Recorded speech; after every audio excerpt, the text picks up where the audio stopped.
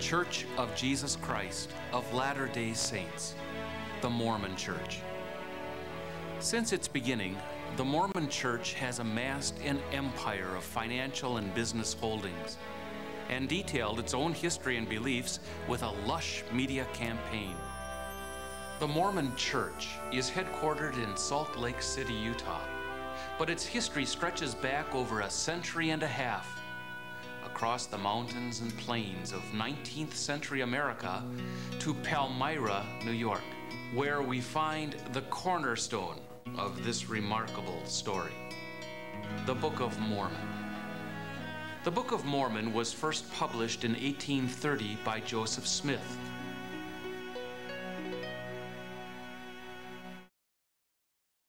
In presenting the Book of Mormon to the world, Smith made several claims.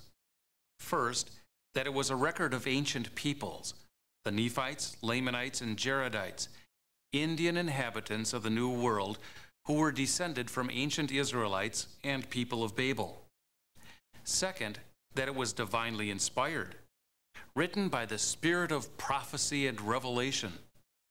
And third, that it had been hidden for some 14 centuries until Moroni, the son of Mormon, appeared as an angel and led Joseph Smith to discover and translate this ancient document in the late 1820s. This book, and the claims of Joseph Smith about this book, form the foundation of faith for millions of people around the world. And yet, if we consider the circumstances behind the Book of Mormon, in particular the life and times of Joseph Smith, we reveal some interesting facts.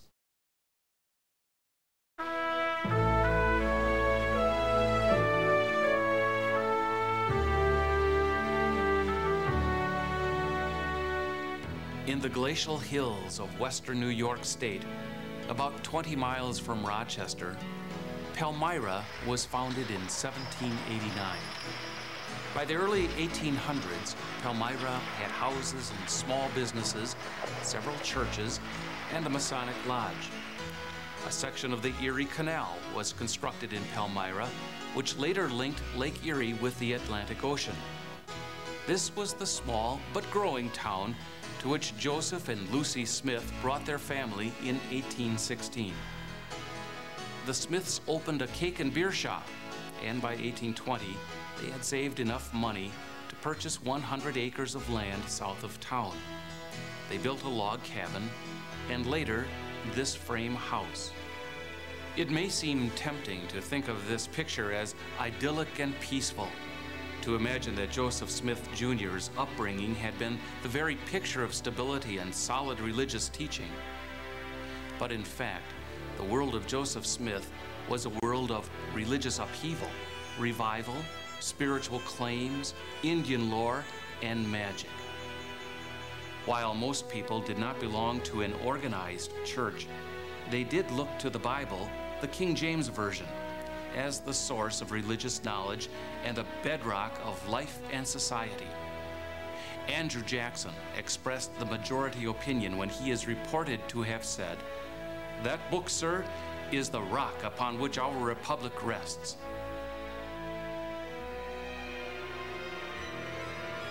The lack of a central religious authority left the Bible wide open to the interpretation of everyone and anyone.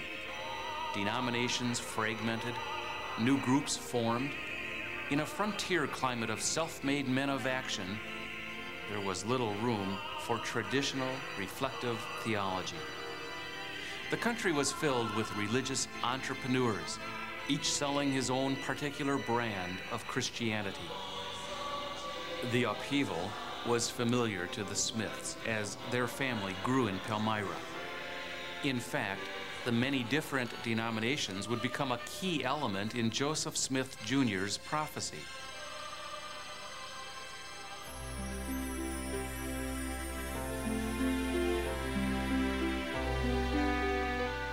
Within established churches, controversies flourished. Many concerned baptism, with some seeing it as an essential sacrament and others as unnecessary. Some insisted on infant baptism, and others on adult. Some insisted on immersion. Others favored other methods.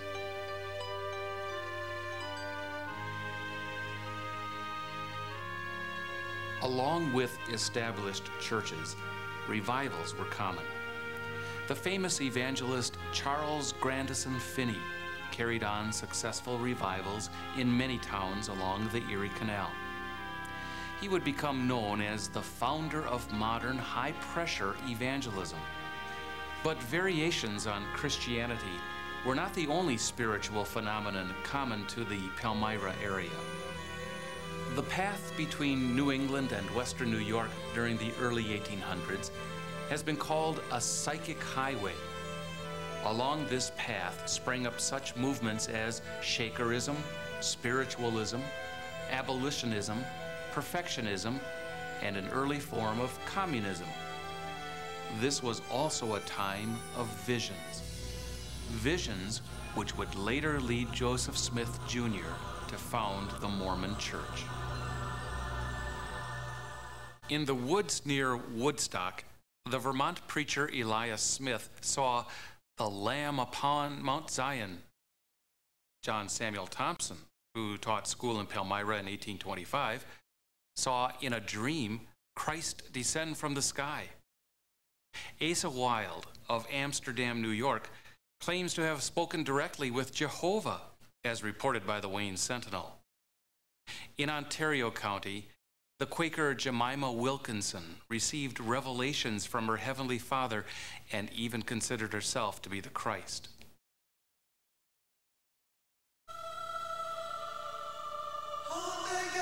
The controversy and speculation went beyond the spiritual life of Protestant Christians. Europeans had long wondered about the origin and spiritual condition of Native Americans. Since Columbus had discovered America, many books appeared dealing with Indian origins, spiritual life, language, habits, and ancient ruins. Many people speculated that the Indians were related to the ancient Israelites. Theorists looked for similarities between the languages and worship of the Indians and the ancient Hebrews.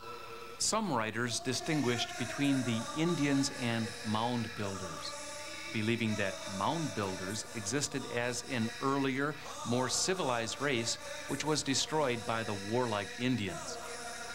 The noted scientist Samuel Latham Mitchell theorized that the mound builders had come from Australia, settling in the Great Lakes region. Later, Mitchell believed, the mound builders were overrun by ferocious hordes arriving from Northeast Asia by way of Alaska.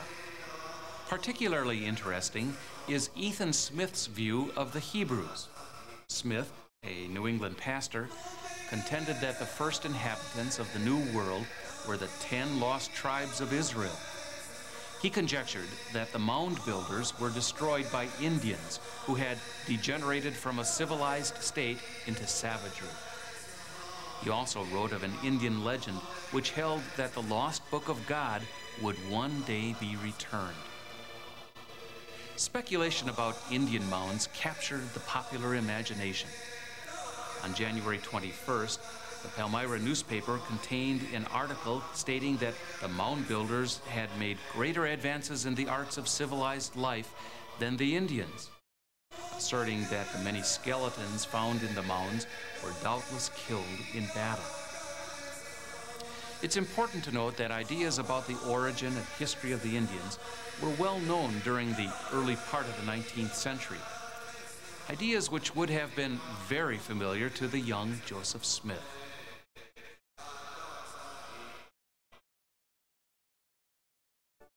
While there may have been speculation and wonder about the Indians, Protestant America had no doubt about the Catholics.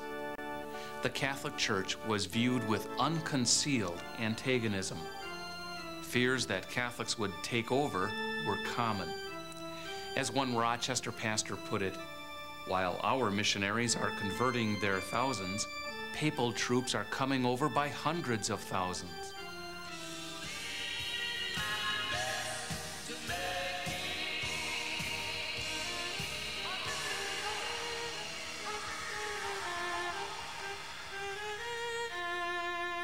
Catholicism wasn't the only cause for concern. Mainline churches warned against revivalist ultraism, an excessive emotionalism which resulted in heresy. Universalism was another menace to biblical Christianity.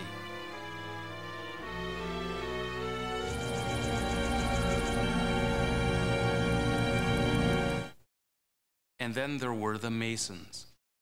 Masons seemed to monopolize public offices and control juries to the detriment of justice. In a word, Masons were seen as the cause of corruption in high places throughout the state. Another group, operating along the edge of society, were those who indulged in spiritualism and the occult.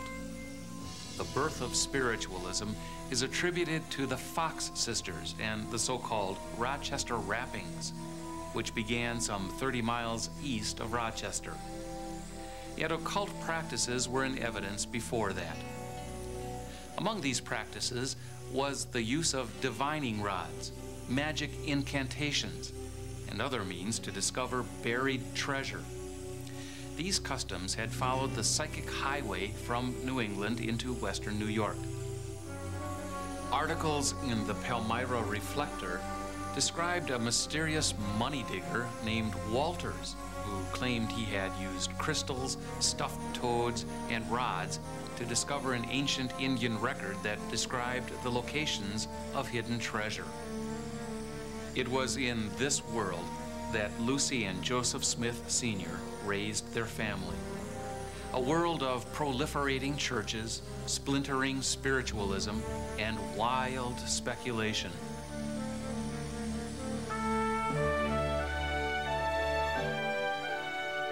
Lucy and Joseph Smith were members of a primitive gospel movement, seekers after the true primitive Christianity of the Bible.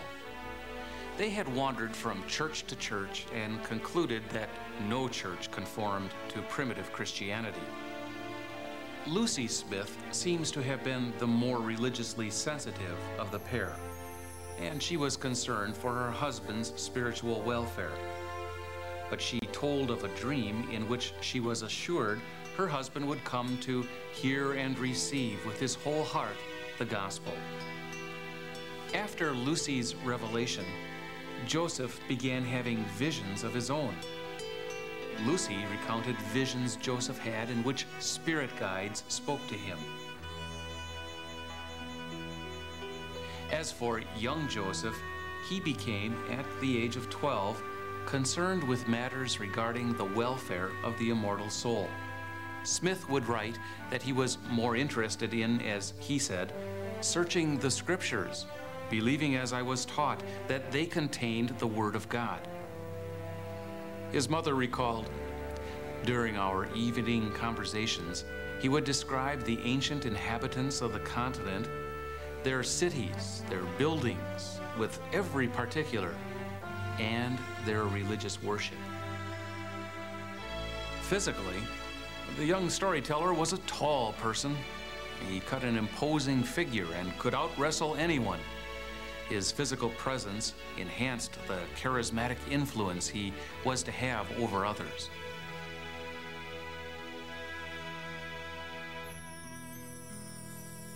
It was 1820 when Joseph Smith had his first vision. Troubled by the question of which church to join, he went to a grove of trees not far from the Smith house to pray, something he had never done before. Smith recalled, "So, in accordance with this my determination to ask of God, I retired to the woods to make the attempt. It was on the morning of a beautiful, clear day, early in the spring of 1820. I kneeled down and began to offer up the desires of my heart to God. I had scarcely done so when immediately I was seized upon by some power which entirely overcame me. I saw a pillar of light over my head, above the brightness of the sun. I saw two personages whose brightness and glory defy all description, standing above me in the air.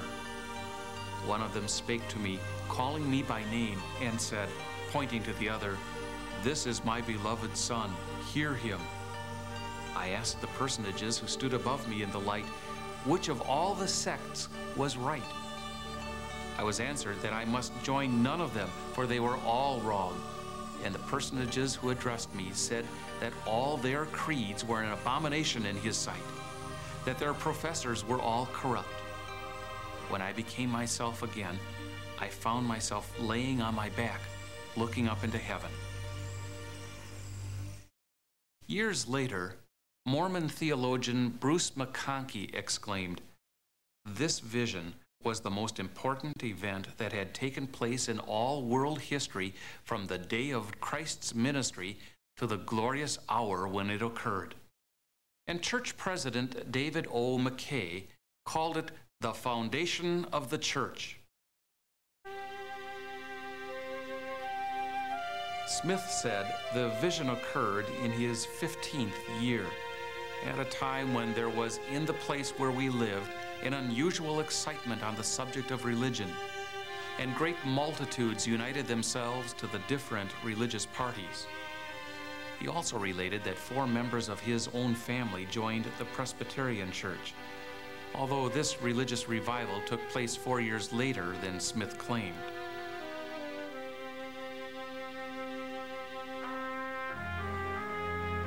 When the Smiths' oldest son, Alvin, died, Lucy and Joseph Sr. came to look upon Joseph Jr. as the son who would make something of himself. About that time, an event hinted at what that something might be, and also helps to explain why some in the community had hard feelings toward the Smiths. A neighboring farmer, Willard Chase, found an unusual stone in a well. Joseph Jr. borrowed the stone and began using it as a seer stone, a stone through which he claimed prophetic powers. Said Chase, "After obtaining the stone, he began to publish abroad what wonders he could discover by looking in it, and made a disturbance among the credulous part of the community."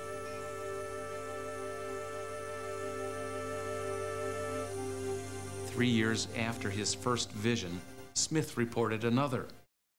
This vision occurred in his bedroom. Smith said, "I discovered a light appearing in my room, which continued to increase until the room was lighter than at noonday, when immediately a personage appeared to me at my bedside, standing in the air. He said there was a book deposited, written upon gold plates, giving an account of the former inhabitants of this continent and the source from whence they sprang. He also said that the fullness of the everlasting gospel was contained in it, as delivered by the Savior to the ancient inhabitants."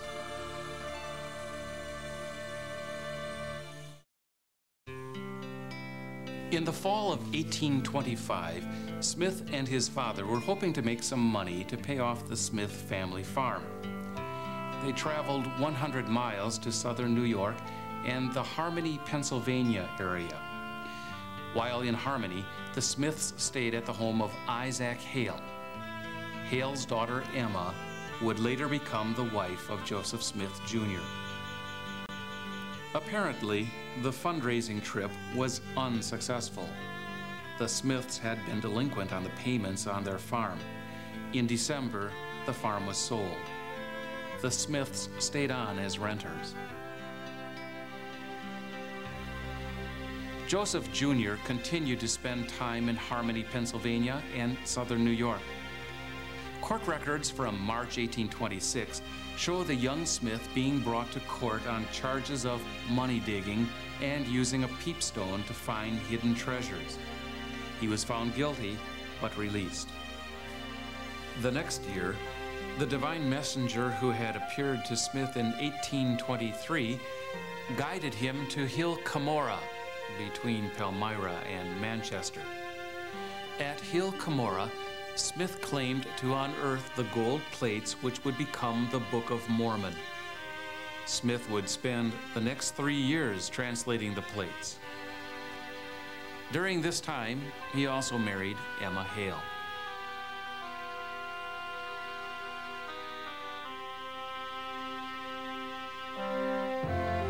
In March of 1830, a man who lived just north of Palmyra, Martin Harris, financed the publishing of the Book of Mormon. 1 month later, Joseph Smith gathered at the home of Peter Whitmer, along with his brothers Hiram and Samuel, Oliver Cowdery, and David and Peter Whitmer Jr. There, Smith formed the Church of Christ. In the 14 brief years since moving to Palmyra, the young Joseph Smith Jr. had not only become the founder of a new church, he was also the prophet of a new religion. By the time another 14 years passed, he would be dead.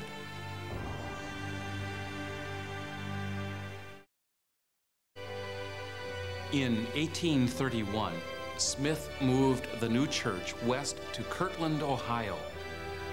Under Smith's leadership, the new church enjoyed phenomenal growth, along with turmoil, uprooting, and migration further west. It was in Illinois that Smith met his controversial death. In the first and only issue of the Nauvoo Expositor, Mormon dissidents ran an expose of the prophet's polygamy, a practice he had secretly begun in Ohio. Smith retaliated and had the press destroyed. Following a rapid series of events, Smith and his brother Hiram were detained in a jail in Carthage, Illinois. It was here that Joseph and Hiram Smith were attacked by a mob and killed on June 27, 1844. 20,000 Latter-day Saints filed past the coffin of their fallen prophet. Much of the history of the Mormon Church is a matter of easily documented fact. Established dates, times, and legal records exist to this day. However, many of the key points of the history of the Mormon Church rely solely on the word of Joseph Smith. Given that Mormonism rests upon Smith's descriptions of the events, it's reasonable enough to ask, how reliable are Joseph Smith's accounts? Difficulties stem from Smith's recollections of the first vision. Smith had described great multitudes joining the church in 1820, directly connecting his first vision with recent revivals, and there is no record of any revivals during that year. Adjusting this date backwards or forwards throws the entire chronology of the visions and the gold plates into disarray. There are other inconsistencies as well. Smith's earliest account of the vision makes no mention of the presence of God the Father, nor does Smith mention the question he addressed to God. It's difficult to imagine why any account of the first vision would omit elements so crucial to the history of the Mormon Church. Smith's family members were silent about the first vision.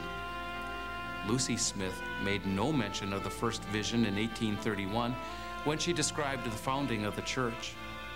And in a history written by Oliver Cowdery with Smith's collaboration, the prophet's visions are described as starting in 1823. As for the second vision in Smith's bedroom, later accounts say the name of the divine messenger was Moroni, not Nephi. It's also not until later accounts that the spirit in the vision was a heavenly messenger. Early accounts describe the spirit as a little old man with a long beard. Historical accounts of any kind can be difficult to piece together, and memory is notoriously unreliable. But in determining the validity of Smith's claims, these inconsistencies must be important considerations, and they raise the additional question: just what kind of person was Joseph Smith? Within a year after Smith established the Mormon Church, an article appeared on the Mormons in the Evangelical Magazine and Gospel Advocate. According to this article, Smith was involved in tricking people out of their money. One man was quoted as having personally asked Smith if he could find money with his seer stone. Smith hesitated some time, but finally replied, "To be candid, between you and me, I cannot any more than you or anybody else. But anyway, to get a living." The magazine article also refers to Smith being taken into court and found guilty of sponging his living from others' earnings by money digging during the mid-1820s. For years, Mormons denied that this trial ever occurred, until the discovery in 1971 of county bills of cost confirming the arrest and trial of Joseph Smith, the glass looker, in South Bainbridge, New York, March 20th, 1826. In an 1859 interview, Martin Harris confirmed that Joseph Smith was involved with money diggers at the time he found the gold plates. Harris said, "The money diggers claimed that they had as much right to the plates as Joseph had, as they were in company together." Widely scattered sources consistently mention money digging where Joseph and his father are concerned. One source claims that the general employment of the family was digging money. There is even mention of occult practices, including animal sacrifice. The topics of lying, theft, laziness, and intoxication also come up fairly frequently, as did the use of the peepstone for prophetic as well as digging purposes. Most of the statements were made by individuals and then witnessed by a judge or justice of the peace. One general statement had signatures of 53 people and includes the statement, "Joseph Smith Sr. and his son Joseph were entirely destitute of moral character." Mormon writers have worked throughout the years to discredit the affidavits. However, their number, the willingness of people to offer statements, confirmation from independent sources, and the general agreement of the affidavits are strong evidence of reliability. The main issue here is not that Joseph Smith might have been a flawed individual. He was, after all, a human being. The issue is whether Mormonism rests on a foundation that is what it claims to be. Is the Book of Mormon an inspired record transcribed by the Indian Mormon and translated by the prophet Joseph Smith?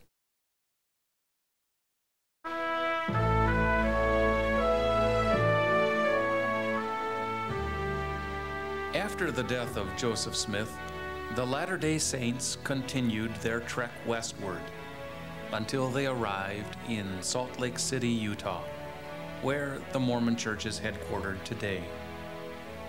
As they made their way across the country, the Latter-day Saints continued a shift which had begun in Smith's day. Both the prophet and subsequent Mormons tried to distance themselves from the magical treasure hunting which was a part of Smith's life. In the February 25th, 1856 entry in his diary, Hosea Stout noted, "President Brigham Young exhibited the seer's stone with which the prophet Joseph discovered the plates of the Book of Mormon to the regents this evening." The Mormon editor of the diaries added a footnote, "Stout was wrong here. Prophet Joseph Smith maintained that he was directed to the plates of the Book of Mormon by a heavenly visitor who showed them to him in a vision." This directly contradicts Martin Harris's statements. Joseph had a stone which was dug from the well of Willard Chase. It was by means of this stone he first discovered these plates. Mormon artwork and history have many replications of what the golden plates must have looked like. Bronze sheets held together by 3 oblong rings. These replications are only guesses, since Joseph Smith contended that he returned the plates to Moroni. All editions of the Book of Mormon carry 2 separate testimonies of witnesses who claim to have seen the actual plates. There is a group of 3 and a group of 8 witnesses. The testimony of the group of 3 reads, in part, "We, through the grace of God the Father and our Lord Jesus Christ, have seen the plates which contain this record.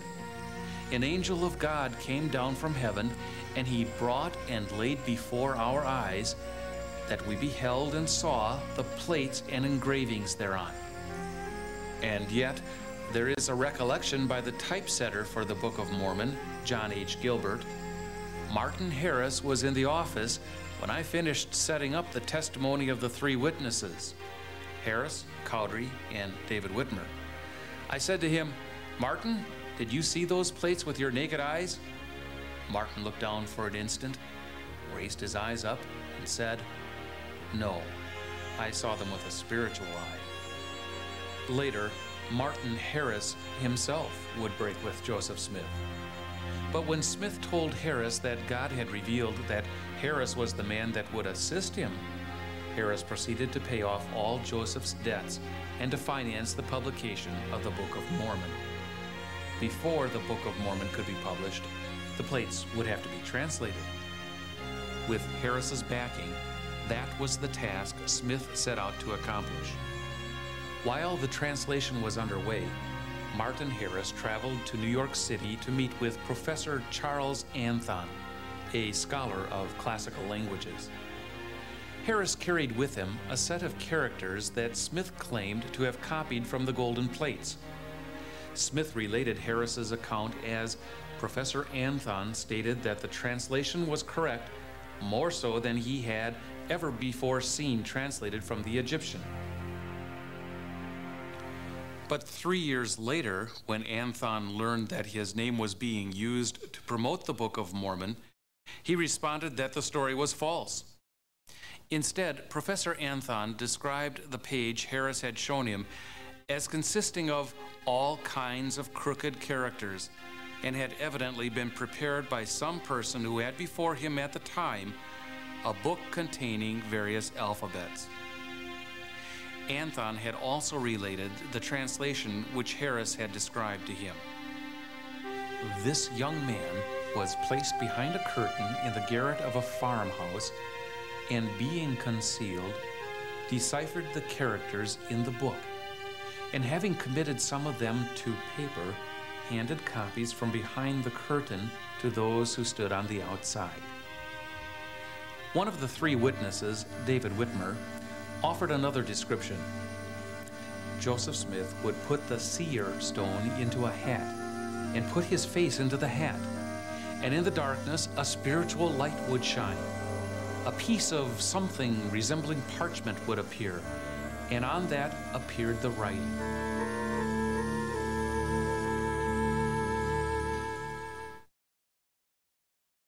No one directly saw Smith translate from the plates. Having finished his translation, he returned the plates to Moroni. No one has ever had access to the original documents. Instead, we must rely on Smith's word concerning their authenticity and the accuracy of the translation. The Book of Mormon is a long book with about 275,000 words. It is divided into 14 separate books and a short section called the Words of Mormon. The Book of Mormon tells the story of ancient peoples inhabiting the Americas. It begins with Lehi, his wife Sariah, and their sons leaving the city of Jerusalem about 600 BC. According to the account of one of the sons, Nephi, we did put forth into the sea and were driven forth before the wind towards the promised land. Much of the Book of Mormon tells of the struggles between the righteous descendants of the son of Nephi and the evil descendants of his brother Laman. Because Laman and another brother were evil, they and their descendants were cursed with red skin. Nephi and the three other brothers were favored by God and produced white descendants. For a while, there was peace between the warring factions. The Book of Mormon claims this peaceful era was highlighted by the visit of Christ after his resurrection. But war broke out again. The Nephites had become corrupt and fallen into idolatry. As punishment from God, their civilization perished. Despite its apparent success, Not all 19th century readers were impressed with the Book of Mormon. The phrase, "and it came to pass," appears more than 2,000 times. Repetition gives the book a more impressive length than it would otherwise have, but also makes it awkward. Mark Twain referred to the Book of Mormon as chloroform in print. He also noted something else that critics of the Book of Mormon have pointed out from the time it first appeared. There are definite signs of plagiarism. The Book of Mormon includes more than 20 chapters taken almost verbatim from the King James Bible, 1/10 of the Book of Mormon. Much of this material comes from the book of Isaiah. The Book of Mormon also demonstrates some inconsistencies in its descriptions of ancient times and practices.